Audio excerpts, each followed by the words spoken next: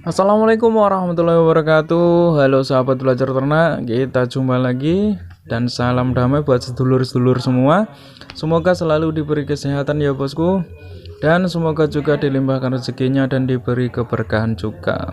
Dan jangan lupa ya bos, buat yang belum subscribe jangan lupa untuk subscribe dan bunyikan tanda loncengnya juga supaya tidak kehilangan jejak dari channel belajar ternak bos. Oke, pada video kali ini saya akan membahas request dan pertanyaan dari salah satu sahabat belajar ternak yang bertanya seperti ini bos. Lebih bagus mana telur entok ditetaskan di mesin tetas atau dirami sama indukannya? Terus kira-kira berapa lama perbandingan entok akan bertelur kembali dari dua metode tersebut? Oke, sekarang kita bahas dulu yang lebih bagus mana telur entok ditetaskan di mesin tetas atau dirami indukannya sendiri. Kalau untuk lebih amannya, kalau buat yang para pemula ini tentu lebih aman ditetaskan dengan dirami indukannya sendiri. Kenapa? Karena kalau dirami indukannya sendiri, kita itu tidak usah repot-repot buat mesin tetas. Dan dalam pembuatan mesin tetas, juga cara menetaskan telur di mesin tetas itu juga membutuhkan banyak materi lagi yang harus Anda ketahui, bos. Dari pembuatan mesin tetas yang harus mengatur jarak telur dari lampu itu berapa senti, jarak telur dari air itu berapa senti, ukuran mesin tetas itu berapa kali berapa, terus lampunya dikasih berapa, dan lain-lain lagi. Untuk cara menetaskan telur di mesin tetas juga gitu bos, masih banyak langkah-langkahnya juga. Dari proses pengumpulan telur yang baik itu berapa hari, penyucian telur, peneropongan untuk mengetahui fertil dan tidak fertil, terus mengatur suhu yang tepat dan stabil itu gimana. Pokoknya intinya kalau netasin telur di mesin tetas itu lebih ribet dan butuh materi yang lebih banyak juga. Sudah ribet belum tentu juga presentasenya bagus. Jadi lebih amannya itu dirami indukannya sendiri. Kalau dirami indukannya sendiri, kita itu tidak usah ribet dan tidak banyak was-was bos. Nanti menentas apa enggak ya? Pasti kan kita punya was-was seperti itu bos, kalau netasin telur dengan mesin tetas. Kalau kita netasin telur dengan mesin tetas pasti punya rasa was-was yang seperti itu, nanti menetas atau enggak. Kalau dirami indukannya sendiri otomatis kita itu pasrah, karena itu sudah alami. Tentu proses penetasan telurnya sudah diatur oleh indukannya sendiri, dan tentu itu lebih bagus. Kalau ditetaskan di mesin tetas kan harus kita yang mengatur untuk proses penetasannya. Kalau kita ngaturnya nggak pas, kan tentu hasilnya juga kurang pas. Jadi gitu bos. Dan mungkin buat sahabat belajar ternak yang belum nonton video tentang pembuatan mesin tetas, jika ingin membuat mesin tetas sendiri silahkan cek saja videonya yang sudah saya sediakan, linknya di deskripsi bos. Di situ saya bahas cukup lengkap tentang jarak lampu dari telur itu berapa, dari air itu berapa, ukuran berapa, kasih lampu berapa, itu di situ saya bahas bos. Pokoknya nanti simak saja bos untuk menambah materi yang buat yang belum nonton. Dan untuk cara menetaskan telurnya juga ada linknya di deskripsi ini bos. Jadi jawabannya itu bos, kalau untuk lebih bagusnya itu lebih bagus dan lebih aman dirami indukannya sendiri, karena itu sudah secara alami. Sekarang kita bahas yang pertanyaan kedua, yaitu tentang berapa lama perbandingan entok akan bertelur kembali dengan dua metode tersebut. Oke, sekarang kita bahas dengan metode yang dirami indukannya sendiri. Kalau dirami indukannya sendiri, biasanya kalau entok lokal itu rata-rata kan produksi telurnya antara 13 butir sampai 15 butir. Memang terkadang ada yang sampai 18 butir hingga 20 butir, tapi itu tergantung jenis entoknya dan pola pemberian pakannya juga bos. Kita hitung rata-rata saja lah. Kita hitung rata-rata yaitu 13 butir sampai 15 butir.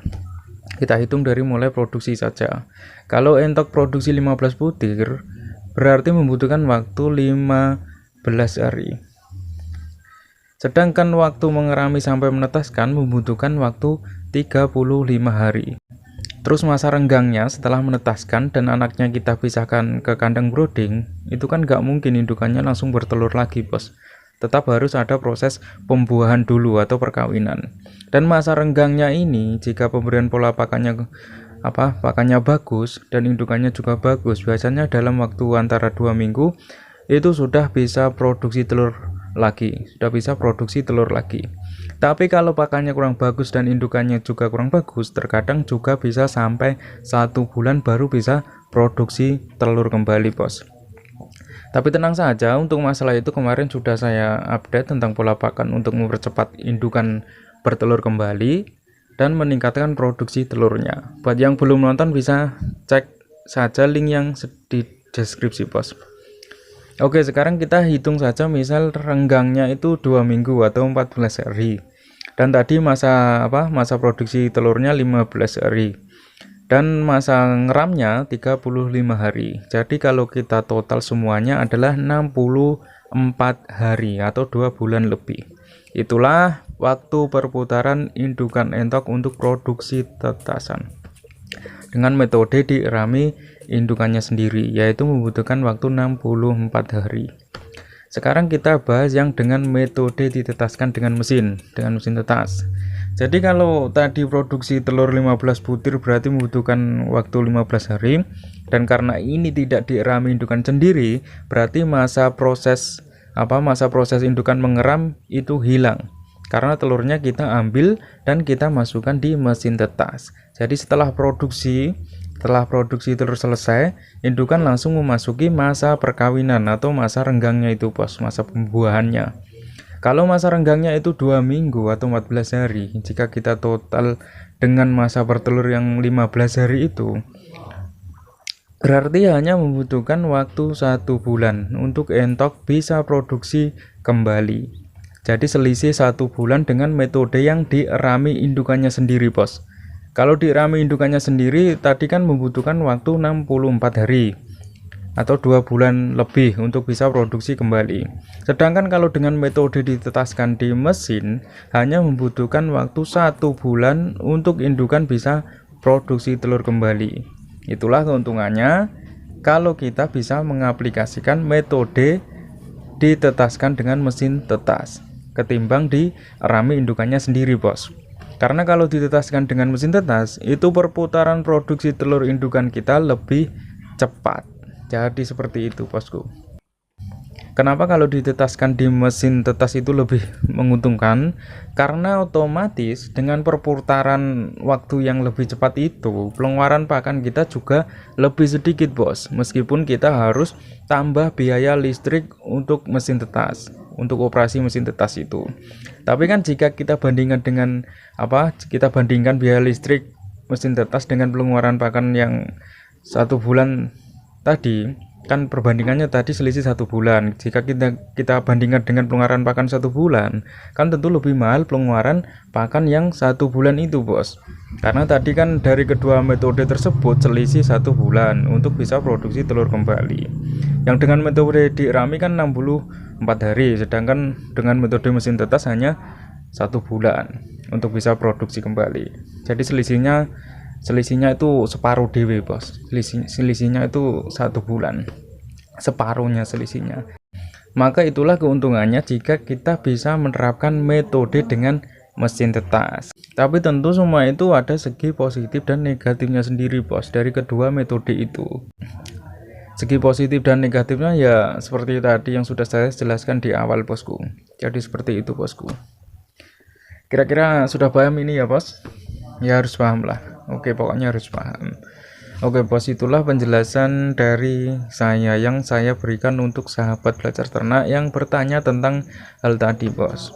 Semoga ini bisa bisa menambah pengetahuan sahabat-sahabat yang lain juga. Dan jangan lupa ini dibagikan biar kita lebih banyak berbagi kepada yang lain. Dan jangan lupa juga ikuti terus channel Belajar Ternak dengan cara subscribe dan bunyikan tanda loncengnya, bos. Semoga yang sudah subscribe selalu dimudahkan urusannya. Dan semua itu gratis, bos, tenang saja, bos. Subscribe itu gratis. Oke, bos, sekian dulu dan sampai jumpa kembali. Wassalamualaikum warahmatullahi wabarakatuh.